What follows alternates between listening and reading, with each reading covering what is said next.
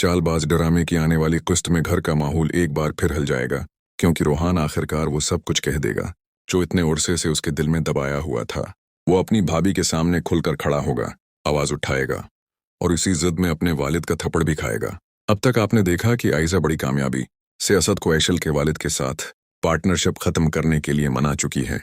इसी मकसद से असद उनके दफ्तर पहुंचता है और अदब से कहता है कि वो कारोबारी शराकत खत्म करना चाहता है, मगर ऐशल के वालिद असद को इसकी हकीकत याद दिलाते हुए कहते हैं कि जिस तरह मेरी बेटी के साथ तुम्हारे घर में रवैया रखा गया, तुम तो इसके मुकाबले में बहुत इज्जत से बैठे हो, वरना तुम्हारी कोई हैसियत नहीं।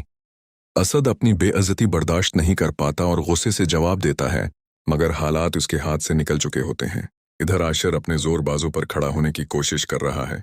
वो ऐशल को एक पुरस्कून जिंदगी देना चाहता है, इसीलिए वो बाइक पर जगह जगह जाकर किराए के घर देख रहा है। ऐशल परेशान है कि वो अभी तक वापस क्यों नहीं आया, मगर आशिर सिर्फ उसके लिए बेहतर जगह ढूंढने में लगा है।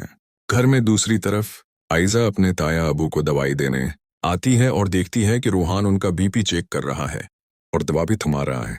आइजा तंज करती है कि अब तुम दवाई दोगे? तुम्हें पता भी है कौन सी देनी है। रूहान भी चुप नहीं रहता और जवाब देता है कि फिक्र न करें, जहरीली दवा नहीं है। ये बात आइजा को आग लगा देती है और वो चीखने चलाने लगती है कि तुमने मेरे बारे में ऐसा सोचा कैसे। वो रोते हुए खुद को मजलूम साबित करने की कोशिश करती है। अनया कोशिश करती है कि रूहान को खामोश करे, मगर आज रूहान वो सब बोल देता है जो बरसों से दिल पर बोझ बनकर बैठा था। कहता है कि मैं सब समझ चुका हूं, आपकी आदतें, आपकी लालच सब सामने है।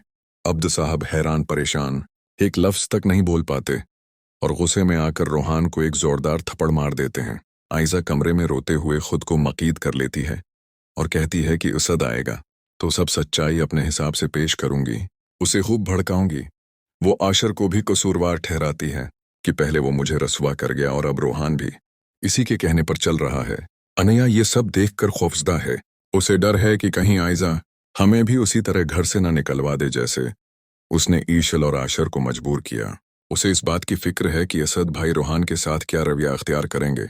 ड्रामे की 50 से ज़ायद अक़सात गुजर चुकी हैं, मगर आइजा की असलियत अभी तक सबके सामने पूरी तरह नहीं आई।